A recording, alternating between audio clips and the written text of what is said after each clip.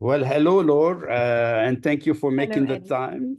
I know you are in France right now, and you are 6 hours ahead of us. So thank you for making the time. So, Laure, I know you forever, and I followed your career, and it's an interesting career. This summer we were having conversation. It struck me how important it is. So just for the people that listening, you were a trader in Mhm, career for many, many years, I believe around 18 years or so. mhm. You worked with the great companies, American and French. You worked with Lehman Brothers, and you worked to Societe Generale, two very well uh, renowned world globally. You've had great success between London and Paris. And then one day you woke up and you said, I'm done Mhm. and I want to become a psychoanalyst. And you went back to school. You went to also another prestigious school, Universite de Paris Descartes. And then you went on and you practiced. And while we were in the summer, you were telling me that you are embarking on another venture, which is coaching basically millennials, executive managers, how to handle the situation in their life as a manager. And that was the point where I said, oh my God, let's do a podcast related to in dentistry. It can be related. It can be related to any industry, obviously. So with that, just tell us a little bit about this pivoting that happened with you. It's very interesting. So Well, so it wasn't actually one day I woke up and wanted to be a psychoanalyst. It came more gradually than that. But basically, I had been working, as you said, in finance for 18 years. And although I really enjoyed my career and I had quite a few successes, I also had two children. And because I speak three languages, I was traveling a lot. And after I had my second child, I decided to take the year to actually study psychology just to see if that would interest me. And it turned out that I was absolutely passionate about it. So I continued and ended up with a master's degree in psychology. And that's how it happened. And recently, in the past 3 years, I realized that there were a few of my patients who I helped with more work-related issues, and I thought that I was coaching them more than I was actually being their psychoanalyst, and that a coaching degree would be interesting for me to grab some other tools that I could incorporate in my practice. And that's basically what I did 2 years ago. So there you go. Now I'm also a coach. yeah, no, that's wonderful. We do need a lot of you. So let's put it this way. And I'm just going to start the conversation on that note, because you know, as you know, I did run a postgraduate at NYU for short of 10 years, and I had the beginning of the millennials, and Mhm, over the 10 years, I started getting closer to the Gen Zs. Uh, and uh, and I had to adjust myself because, you know, as we talked many times, we come from Gen X and dealing with Gen Y, which is the millennial, which I didn't know that they are called Gen Y. And also I had children like you, so my children are Gen Z. So I don't want to talk much about myself, but and then when I pivoted to a business world, I have people in their 70s working for me and people that they're young working mhm, with me. I don't like working for me, working with me, because I like to create a team world. And I realized that there is a huge differences. What I'm mhm. used to, what I'm demanding to, and what the younger wants, and what the olders, I felt more closer to them. So having said all of that, I leave it to you to give us a little bit of explanation on that subject. What's interesting is that we have the impression that there is a difference, a gap between us and the Gen Y and the Gen Z. But let me read you a sentence. I'm going to use my notes for this one because I don't know it by heart. And then you tell me what you think and when you think this was said. So the sentence goes as follows. Today's youth is fundamentally perverted. It is evil, impious, and lazy. It will never be like the youth of before, and we will never manage to preserve our values. So this sounds like, you know, something that happened yesterday, probably during the elections or something. Exactly.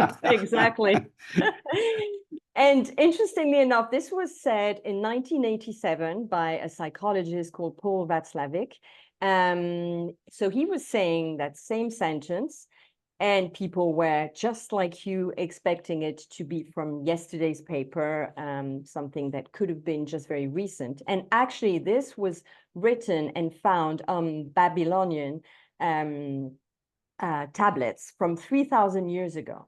So all this to say that the gap that we experience now, we have the impression that this is new, this is peculiar, that it's never happened before, but actually it's always been the case. There was always that gap between generations, which doesn't mean that there's not something peculiar about the gap that we experience today, but this was a problem that's always existed. So trying to fill that gap, to be exactly on the same level than the youngest generation is a hopeless objective, because it's always been the case. So it's not something that we're going to be able to do. We have to do, though, what we have to do is to learn to work together, that's for sure. But we shouldn't really treat the Gen Y, Gen Z as aliens, even though sometimes, you and I talked about it. They do seem like aliens to us, but they just see the world with different lenses. Way. Yeah, exactly. Yeah, well, don't we know the Babylonians? They come from Mesopotamia. It's not far from where I came from. So interesting. That's a striking point. And I guess it will continue forever and ever with all the other generations to come. So having said that, what are the common characteristics of the millennials or Gen Y, as you taught me? Yeah. So you have to understand that for them, so it's the people roughly born 1980 until 1997. So it's a rough idea, obviously it's a continuum. Nothing happens, in 1997 that makes people born that year different than the ones born the year after. But it's for the sake of understanding. Those are people who were born with within a digital world, but it's really when they became adults that the digital world was in full motion. So you have to imagine it's as if they were suddenly given a box of the best chocolate ever. And I like that analogy with sweets, because there is a lot in common, when you use TikTok and etc. With eating sweets or even taking drugs, to that matter. But so basically for them, suddenly they have that box of chocolate that is unbelievable, and they want it all the time, which means that they're very fast, but they're also really prone to frustration. That's one characteristic. They're really, as I said, they're fast. They're very comfortable with technologies. They're flexible, and they demand more flexibility. An important point as well, because we're going to talk about managing them, they're not really, authority for them is not given. It has to be earned. So as a manager, it's something really important to bear in mind. I love that thing that you told me. They reject authority in a way or another. And that is something that I fought with when I was a director. And I understand when we give lectures and stuff don't come across as harsh, as authoritative, but I didn't understand that this is part of their belief, that they don't like authority. Yeah. So how do you remedy that? And we will get to that, I guess, later on, but let's move a little bit to the Gen Z. Gen Z are the upcoming now. We can't keep ignoring them. They're going to start, actually, the millennials need to learn about the Gen Z. So it's a good point for them. So how would you define them? What you find the common points with them? So the Gen Z, the box of chocolate was always there. So because it was always there, there's, you know, I mean, it's there or it's not there. It's not as crucial for them as it is for the Gen Y. For them, it's a nice thing to have, but it's part of their life. So they're not as excited, as involved. They can take a healthier distance with social networks and etc.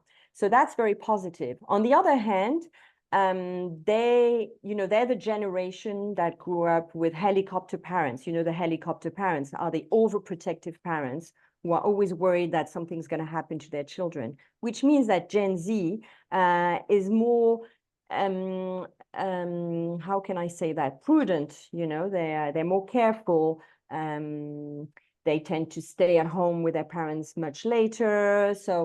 And they do respect authority. It's interesting, actually, because they're given another name. You know, there's all sorts of names. They're Gen Z. They're called the Zoomers. Zoomers, yeah. And they're also called the new silent generation. And the silent generation was the one that was born just before us, basically. Yeah. That would do anything that they were told. And there's a little bit of that element in the Gen Z generation.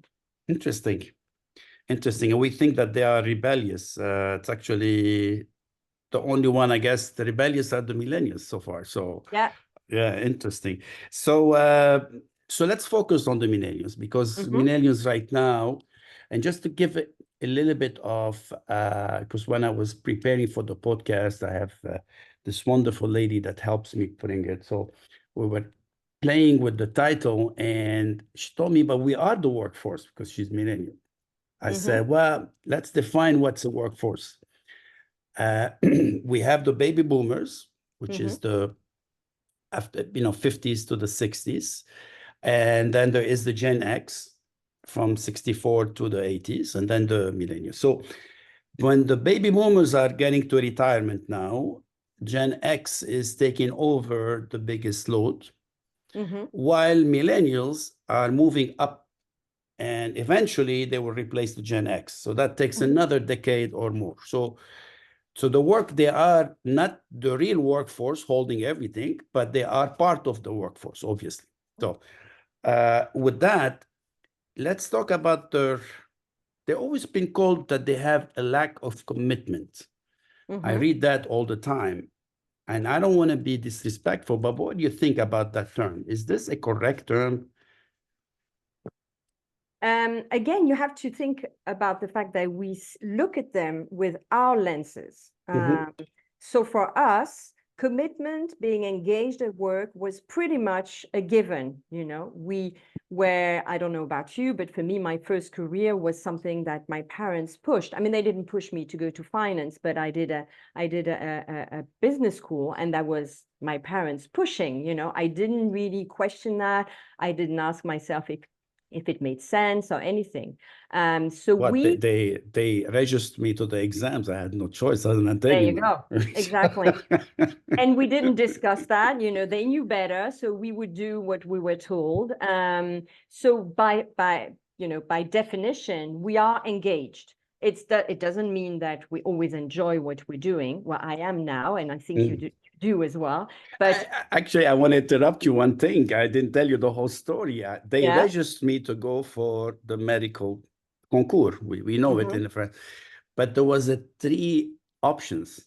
Option 1, medical school. Option 2, dental. Option 3, pharmacy. So you have to put which option you want. Or you want to put option 1, you put dental. Option 2, medicine, whatever. My mom wanted me to be a doctor, a physician. So I said, no, I'm going to put dental. So that's how I ended up dentistry as a rebellious. Yeah. just to tell you that. So, yeah. It was still in the same field than what your parents wanted you to go. For them, they can be very committed. But you have to find out what triggers them. For some of them, it's going to be, is the company they're going to work for pushing for the environment, or is that company, does it make sense? Does it listen to its employees? So it's not de facto. It's a bit like the authority, you know, it has to be earned. Once you find out what triggers them, they can be just as committed as we are. It's just that it's not as easy and as natural than it would be for us. You have to remember as well, they are the generation that, you know, questions what's going to happen to our planet and etc. So there are all sorts of different themes that they have in mind before they can actually be committed in a job. That's wonderful. So now we have achieved 2 points. They reject authority. They need to be triggered to like what they're doing. And once you get that trigger, they are fully committed. Mm-hmm. Great. I'm loving it. I'm loving it. So, so now comes the second point is, again, we hear a lot about this. I'm going to throw in for you what I hear, what's commonly heard. You know, I am not making any decision or any point or sides. So I want to make sure that nobody gets upset at me. So they talked about instant gratification. Which you touched on it before, that they had, and I love, this is such a French analogy, a box of chocolate. And they have this box of chocolate. And with the box of chocolate, you know, it hits you high and then it goes away. So what is your suggestion? How does it, is this true, first of all? And because I'm putting words in your mouth, and I apologize. So is this true? And if it is true, how to deal with it? Or how they should deal with it, actually, rather. Well, given that they were, you know, they were handed that box of chocolate and it was so tasteful and so wonderful, yes, they are used to instant gratification. And everything's changed when you think about it, you know, that you want to eat in the middle of the night, you want to have a burger, it's possible. It's been possible in the US for much longer than it has been in France, but this is new, you know, this is a completely different world. If you want something, you get frustrated if you don't get it right away. Instant gratification, it's interesting, there was an experiment done in the 70s, in 1972 in Stanford, and it wasn't chocolate, it was about marshmallows. It was similar, exactly. Marshmallows in America. Exactly. And basically, they were the people doing the experiment were in front of children and told them, you can either have 1 marshmallow now, but if you wait half an hour, we'll give you 2. And then those kids were left alone in a room with a marshmallow.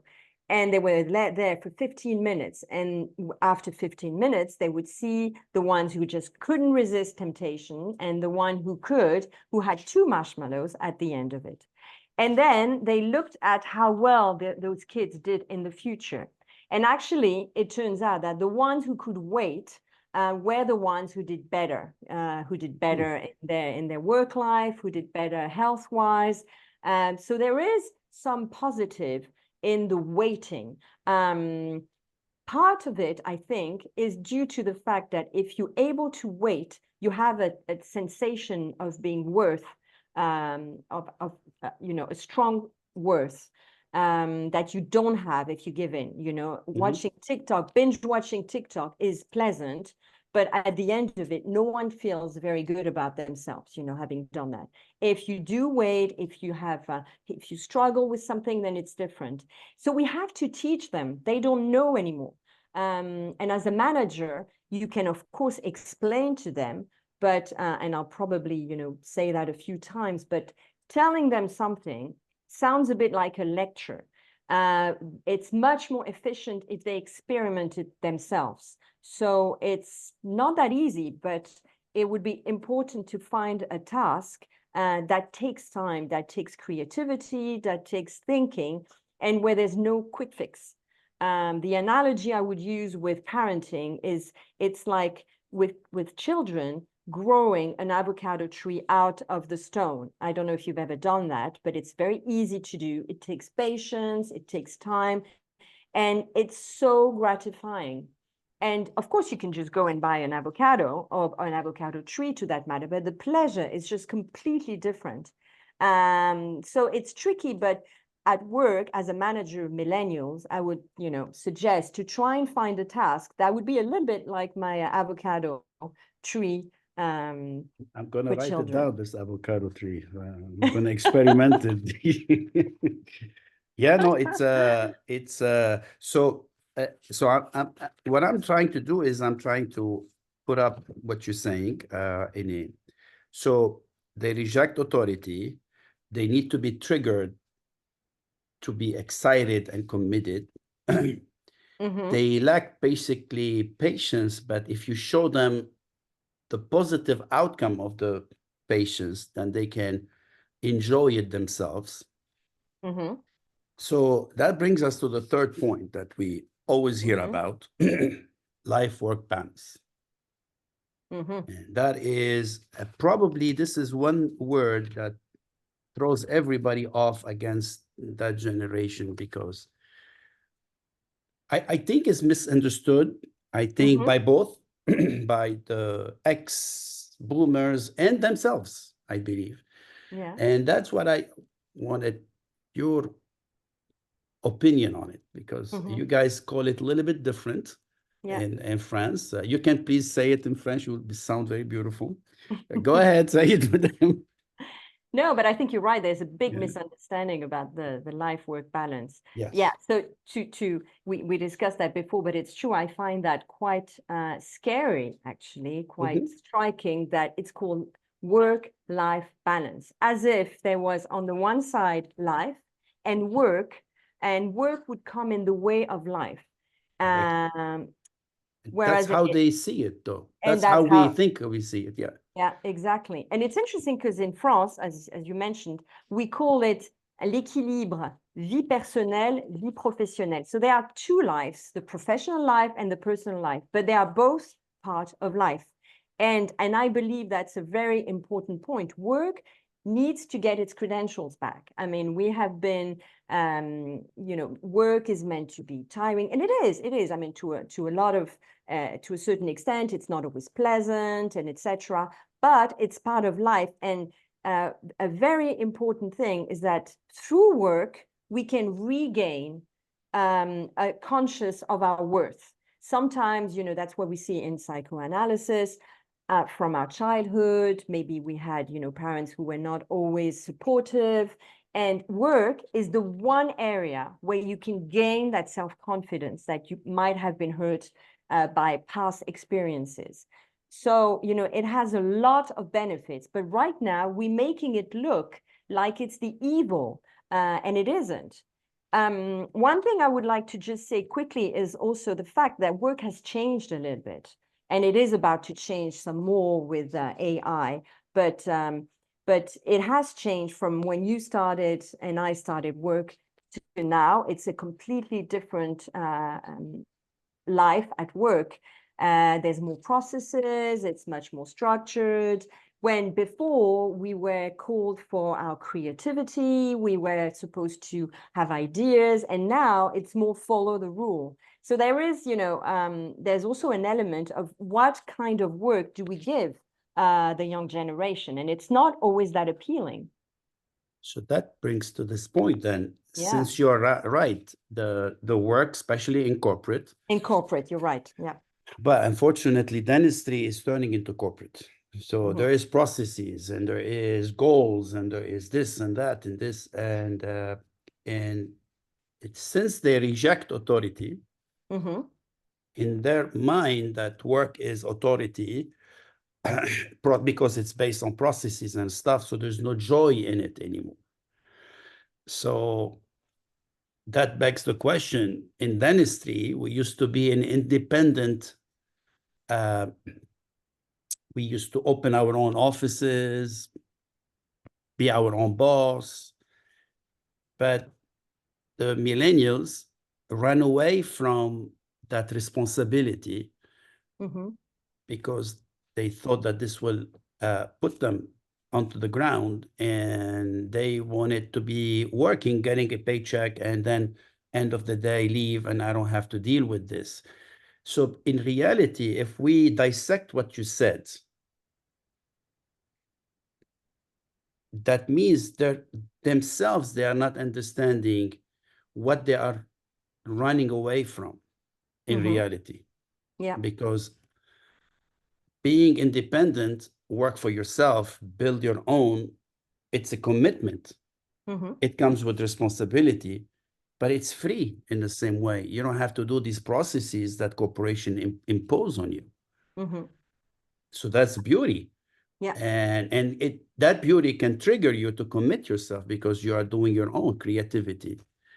And you don't have an authority. So somebody is sitting on top of your head, say, you know, where's your goal? And when you do this and where's that? So it's such an interesting dichotomy because yet we see them coming out of schools, a lot of loans, but running to work for corporate because they think that corporate is independent. I'm working. I can leave whenever I want and stuff. But in reality, they are missing the point. The missing is the beauty of building your own work, which is your self-confidence, basically, that you're mentioning. Am I wrong in that analogy? No. I think you absolutely have a point.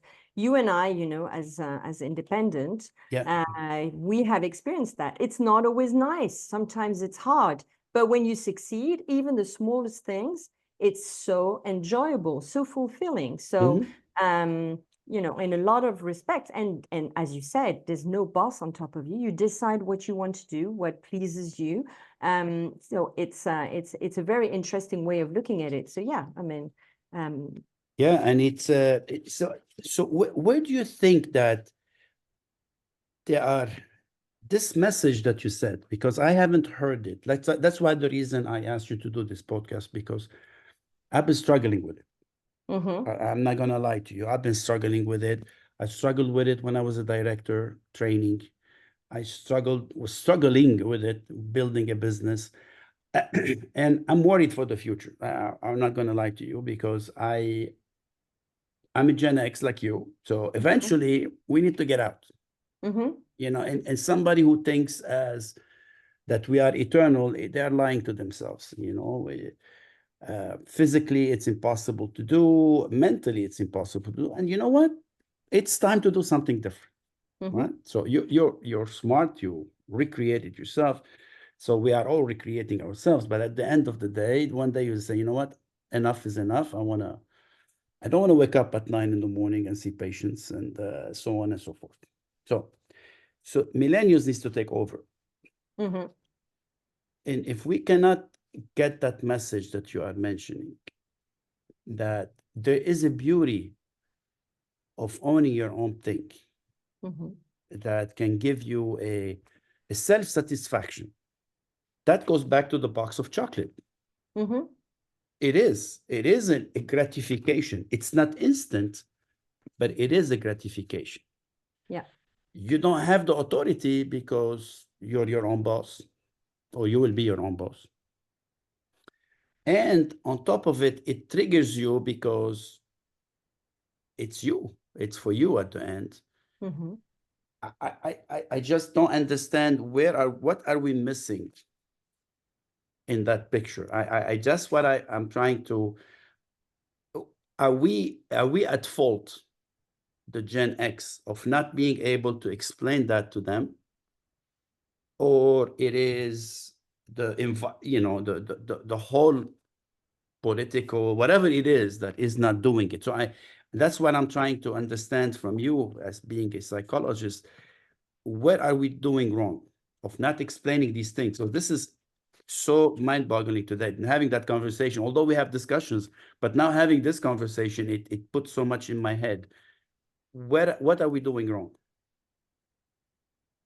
Well, first of all, I'm much more optimistic than you. So I think, you know, if we hand them the keys of the truck, they will make mistakes, but eventually they will get round and see the beauty of it. So that's me maybe being over optimistic. But in the meantime, I think we are not actually trusting them enough to do that. We are, as I said, you know, in the work environment, in corporation, it's rules, it's strict rules. So they don't feel that they can make mistakes. So they don't really see any value in what they're doing, any value in themselves. So it's really about educating them, making them, and educating the managers who can give a little more freedom to the millennials, you know, allowing them to take over some projects, make mistakes, and experiment for themselves what it's like to succeed when it's difficult. So I think there's a lot of education, of coaching, in fact, that maybe we haven't been doing correctly. Telling them you should work because it's good and etc. is not going to help, Yep. you know, Yes. even though that's the temptation. And, you know, of course, you know, it's like with children from time to time, you just want to get things done, and you go ahead and you're being really assertive and telling them what to do. But we need them to experiment it, to feel it. Well, yeah, I mean, that's what I'm realizing that what you said is golden. It's the coaching. So basically, you need to coach them to see those points that we mentioned. Mm-hmm. That's where we are making wrong. Yeah. Telling them, oh, it's a great opportunity, blah, blah, blah, blah. It's golden for you. That's all BS. It's not helping. Mm-hmm. It's you need to coach them. And in order for you to coach them, you have to let them make mistakes. Yeah. Wake up, but don't tell them you did wrong. Basically, they don't like to be hearing that. Am I wrong? You know. Yeah, or you know, maybe later, maybe not right Way. Okay. So say it in a more chocolatey way. About yeah, that. So, exactly. Yeah. and then, you know, push them back up to get another, and then they can grow in it and find it. Mm-hmm. The commitment basically is part of this coaching, Mm-hmm. Mm-hmm. and that will lead them to see it. Before we end this, a little bit about Gen Zs. We're not gonna go into a lot of details, but you know, we cannot ignore them. They are becoming now the new 30s. So the millennials are going up now to the 40s. These are coming in. What is there going to be a competition or favorism for Gen X to the Gen Z, because Gen Z love authority, like to be handheld, told what to do, make people happy because we are parenting. Do you think that's going to be a shift favoring more the Gen Zs? I don't know. And, you know, and if there is, it's actually going to be interesting if that happens, because that means that the Gen Y, the millennials, will have to react to that, you know, if they suddenly find themselves left out a little bit from the workforce, then they will have to question themselves, as we all do, you know. I mean, there's Correct. nothing, I'm not pointing at them and putting them at No, fault no, or way. anything. I got But it. We have to yeah, be sweet and all of that. But yeah, so that's going to be a competition for them to survive. yeah, exactly. Yeah, that's the point that I think that needs to be excited. I mean, wow, Lord, I didn't realize we're gonna end up with such a beautiful podcast, because you know, I was afraid how people will perceive it, but I think the way you laid it out is so beautiful. Thank you so Thank much. you. You enlightened me, although I read a lot to prepare for you, but now I have a good things, and I can't wait to have it live and sharing it. So thank you for making the time, Laure, and Thank even you, on your Eddie. vacation when you were when I saw you. So I agree. I really appreciate it. And again, you are more than welcome to come back on it anytime you want. I would love to. With that, I want to thank all the audience for taking the time and watching it. Laure Miche, is a very interesting lady with her career, how she pivoted, how she recreated herself, and with the beautiful things that she told us today. Thanks, Laure, and à la prochaine. Thank you. Au revoir. Au revoir.